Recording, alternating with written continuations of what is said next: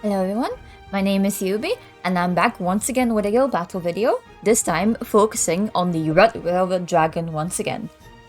A new candy or two came out this update, and this candy took all of us by surprise because most of us thought it was pretty bad, me included, until we found out Mango does weakness.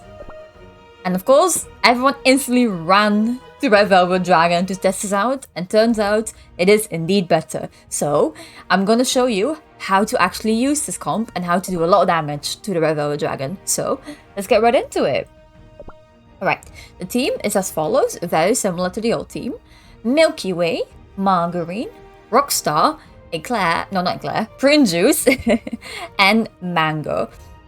This team is not easy to run, however, and I will state this right at the start. You need decent promos and at least everyone. You need everyone to be able to survive well. You don't have Sharp to slow the dragon down anymore, so they do need to be able to tank quite a lot of damage.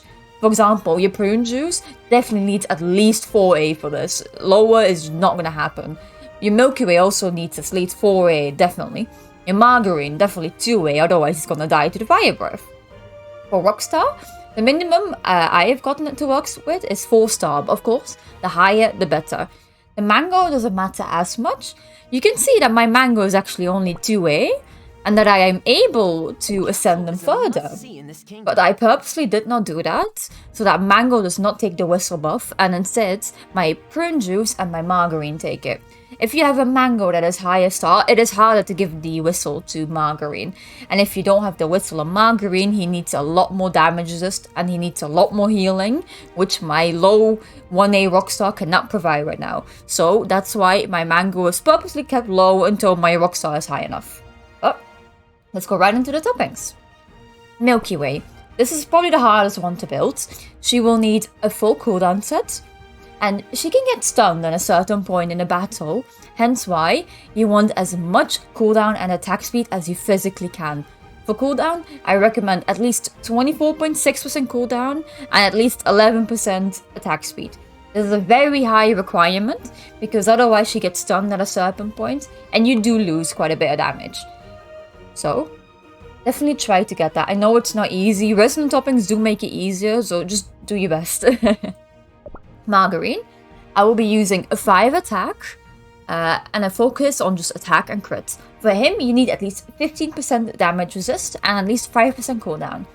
So, if you are in the case where your Mango is highly promoted and your Margarine is just dying so easily, you will need at least 25% damage resist on him.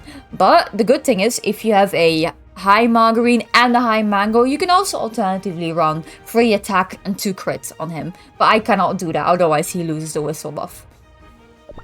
Now, Rockstar. This depends on your own Rockstar. If your Rockstar is not ascended, use 5 armaments on him. Very much use 5 armaments on him. Stack as much damage as you can, and do make sure he has at least 5% crits. Otherwise he's not giving his max crit buffs to everyone. But for me, mine is ascended once, so I can afford to run 4 almonds and 1 crit. Even when you go higher, like 3A or above, you can run 3 almonds and 2 crit. Just make sure to always have good damage resist, at least 5% crit, and at least 5% cooldown. Alright, Prune Juice. This very much depends as well.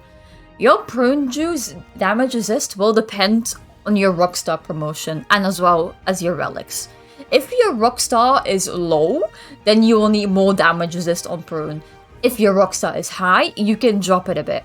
My 22 is already very risky for my 1A Rockstar, but I have somewhat decent relic on guild level, so he can just survive with this, but I definitely recommend to be safe at least 25% DR, but it really depends on the situation. Of course, for Prune, you always want to focus on attack and crit substats, and I recommend at least 22% cooldown. I know I am one short, but the more cooldown the better. And then Mango. For Mango, we will be using just a full damage resist set with a focus on damage resist, and for him, you want as much cooldown as you can. If you have a 5A Mango, you can also run full damage resist and 1 cooldown piece, so you can easily get like 10 or 11% cooldown. Why do we need this cooldown? If you have this cooldown, you can get his last cast in completely, which gives a little bit extra damage. And of course, I cannot fail to mention the elephant in the room here. Mango's candy. Mango's candy, unfortunately, needs to be at least level 10. But for me, when I had it at level 10, the damage was about the same as my old team. So if you want significant improvements, level 20 or 30 will be required. The good thing about this team, however, is that it survives way better than the Eclair team, because Mango, unlike Eclair, doesn't randomly die because he has a bad day. Mango will just live. And of course, the higher the candy, the better, because it makes the weakness stronger. So yeah, let's go right into the fight, shall we?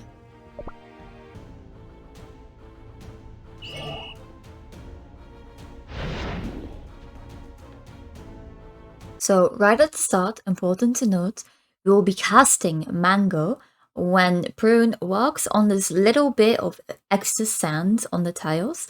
You see those darker purple tiles on the floor? There is like a little bit of extra sand in between them.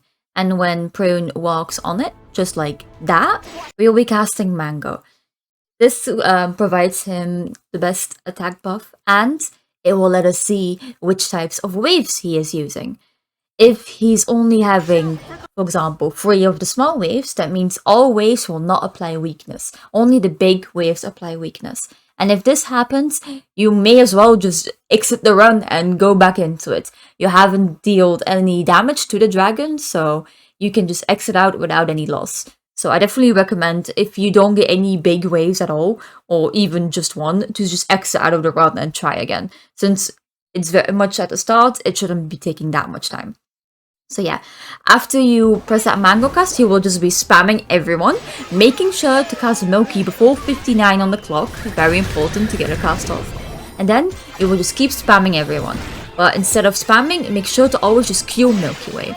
Then, at about 49, when Rockstar normally would cast, you put the Hourglass in Prune and cast Rockstar on 45 on the clock instead, right when the dragon raises his head all the way up in the sky. Afterwards, just keep spamming everyone, keep spamming, making sure to always queue up Milky Way instead of spamming her. Because if you do this, there's less chance of her being delayed and less chance of her being stunned on the important 20 cast. So we queue up Milky, and she doesn't get stunned at the meteors at 20 seconds, which does allow you to have the greatest damage. And as you can see, my cookies do get quite low because I am using as little damage resist as I can for my setup. If I had a higher Rockstar, this would not be the case as much, and I would be able to live better with what I have. So now, Mango gets his last skill off, and the battle is over.